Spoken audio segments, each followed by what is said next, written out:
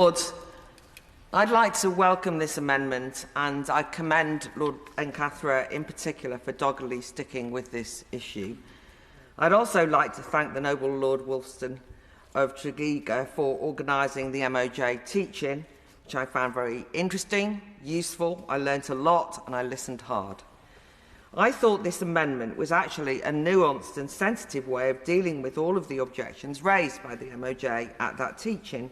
So I'm rather disappointed that the government haven't accepted Lord Blencathra's proposal, which is a bespoke amendment that protects women's single-sex spaces while sympathetically and practically managing any particular difficult challenges faced by trans women prisoners.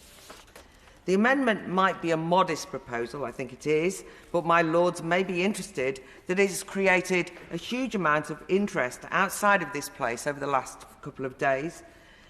Maybe people on Twitter might look at hashtag keep prisons single sex. It's been trending for the last 36 hours, but do look, because actually the messages on there are what I'm talking about rather than that it's trending. And I just wanted to read a few tweets that could maybe help us understand why this amendment matters. One, I find it quite baffling that this is even up for discussion. How did we get to a point where we need a debate to include legislation to prevent something so damaging to women, says one. Another says, women in UK prisons must not be locked in with convicted male criminals. This is an appalling failure of the duty of care the state has for female prisoners. Female prison staff must not be forced to search male prisoners. Let's hope the House of Lords shows sense. I'd like to think the House of Lords would as well, but maybe not. The final one I want to read out is it says, I've been to prison and I'm telling you now that for some women it's their only safe space due to abuse on the outside. Allowing anyone who claims to feel like a woman to be put in that safe space is wrong. Women, criminal or not, deserve to feel safe. And I say hear, hear to that. And I quoted that last tweet because I think it's important to consider what female prisoners think about this issue. At the teaching, the MOJ, and in fact a couple of comments from already, contributions from our Noble Lords, were keen to reassure us, the MOJ at the teaching, that operational staff say that policies are working well. But I think we have to say, who says they're working well and who are they working well for? I've been told by women prisoners I'm in contact with, or have been in contact with, and indeed female prisoners officers, that they're not so happy with the arrangements and are concerned, and that's why I read out that tweet. But all of this anyway is hearsay, isn't it? It's just what I'm saying or what a tweet says or what indeed the MOJ say about operational success. The whole area would benefit from government commissioning some independent research. I wondered whether my Lords had seen the research published in the British Journal of Criminology recently and reported in the Times. It was researched by Dr Matthew Maycock, a former employee of the Scottish Prison Service, and it contained some valuable insights. For example, female prisoners interviewed suggested that some of those who identified as women while incarcerated with them had reverted back to identifying as males again on release. Also, the research revealed that female officers in Scotland feel uncomfortable at being forced to do intimate body searches of prisoners who still have male genitalia. And to note on a Freedom of Information request on that, because we've heard of instances of people living for many years as having transitioned, that in that Freedom of Information request, it revealed that of the 12 trans-identifying prisoners convicted of violent and sexual crimes and housed in Scottish women's jails, only one had undertaken medical and surgical transition. So can we please remember that what we're talking about is something that's slightly different than has been described.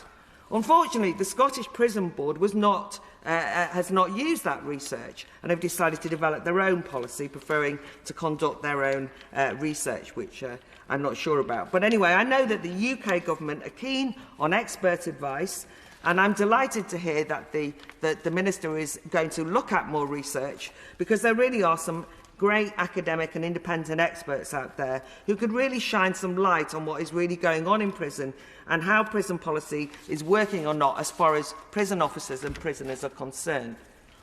During the debate initiated by Lord Blencathra at the committee stage and also at the teaching, I felt that all of the spotlight was on the welfare and rights of the trans women prisoners rather than on women prisoners. And whenever some of us raised the welfare and rights of women prisoners, they were almost treated as somehow secondary. For example, we were told that the female prisoners shouldn't worry about sharing quarters with transgender prisoners because those transgender prisoners would have been through a risk assessment process. But that risk assessment process is all about which transgender prisoners are assessed as being suitable to be managed safely on the women's estate. This puts the focus of risk vis-à-vis an institution's organisational capacity rather than the risk to women or indeed how women might feel about it. It was also argued that this present policy is necessary because a minority of trans women could face unacceptable risk if housed in male prisons. And we've heard that, again, described by a couple of noble lords. Of course these prisoners should be protected and kept safe. But let's be honest, they aren't the only group of male prisoners who face risk or violence on the male estate. Vulnerable young men also can face violent bullying, even rape, sexual assault. Look at the levels of self-harm in the male estate. Such a problem that Suicide Watch is too often an everyday reality for too many frightened male prisoners on the male estate. This, of course, is unacceptable, and the solution should be to make the male estate safer and fit for purpose for all, perhaps tackling overcrowding, understaffing, etc. What the solution should not be, in any instance of any vulnerable male prisoner feeling unsafe on the male estate, is to move said male prisoners into the women's estate. To remind us, the purpose of women's prisons is not to protect vulnerable males, and women shouldn't be buffers or victims of the men's prison service's inability to protect vulnerable male prisoners. Now, I know that some of you may well be feeling uncomfortable that I'm using the word male to describe transgender women. Such is the muddle we've got into in terms of conflating sex and gender. I was doing that to emphasise their sex rather than to be offensive or cause any problems. But such is the weight of coercive control and political pressure around identity politics that it can be difficult sometimes to state biological truth. And the biological truth is this: sex and gender are distinct.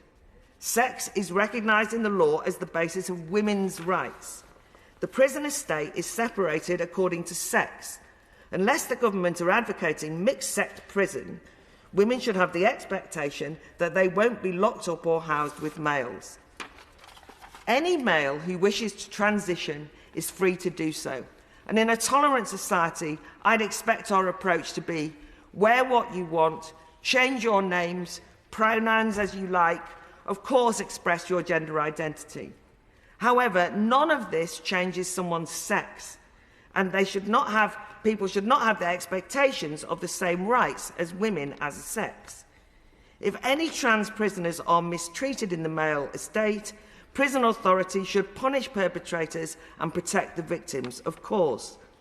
But we need to untangle this humane response from the often bullying demand that we deny biological reality, or that the rights of transgender women can be used to sideline women's rights to single-sex provision.